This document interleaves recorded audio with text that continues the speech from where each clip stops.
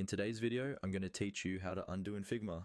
Undo sounds like a tiny feature, but it's actually one of the most important things you'll use while designing. It lets you experiment freely, try out bold ideas, and quickly fix mistakes without worrying about breaking your file. In this walkthrough, I'll show you exactly how to use undo in Figma on both Windows and Mac, and how to make it part of your everyday workflow. First, go ahead and open a Figma file. This can be any file you're working on, a new blank design, an existing project, or even a shared team file. If you're using the desktop app, just launch it and select your file from the recent list or from your drafts. If you're on a browser, sign into your Figma account and click on the file you want to edit.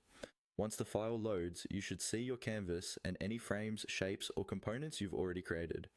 Try making a small change so you have something to undo. For example, move an object slightly, change a color, resize a frame, or type some text. Don't worry about messing anything up. This is just to see the undo in action. Now, to undo your last action on Windows, press Ctrl and Z on your keyboard. On a Mac, press Command and Z. You'll notice that Figma instantly reverts the most recent change you made. If you moved an object, it jumps back to its original position. If you changed a color, it switches back to what it was before. You can press Ctrl Z or Command Z multiple times in a row to step back through your recent history. This is especially helpful if you made several edits and then realize you preferred the earlier version.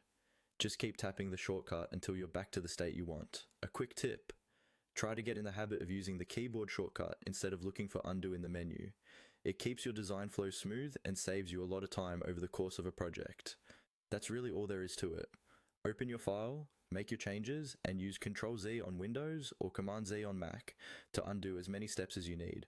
With this shortcut, you can design more confidently, knowing that any change you make can be reversed in a second.